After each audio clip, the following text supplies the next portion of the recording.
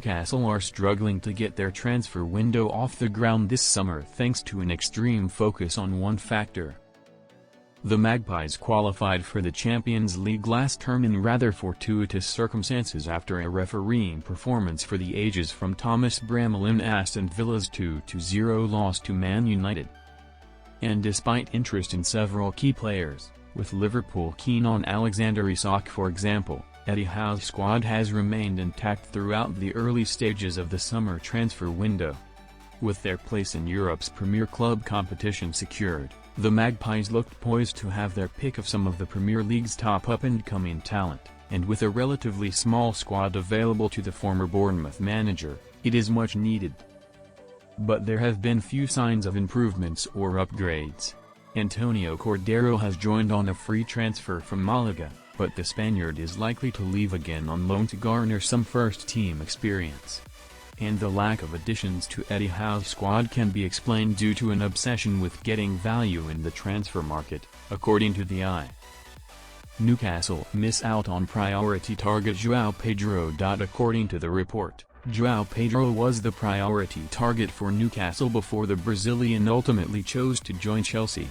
The reason there has been no tangible progress is likely down to the club's obsession with getting value.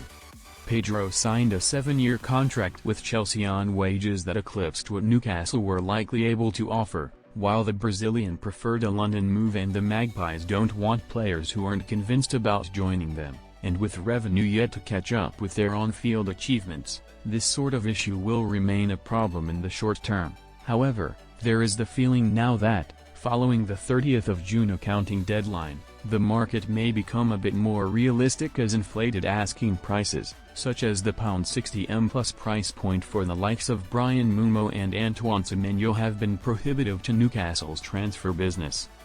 It's understandable why a club like Newcastle will be keen to be cautious with their spending in the transfer market.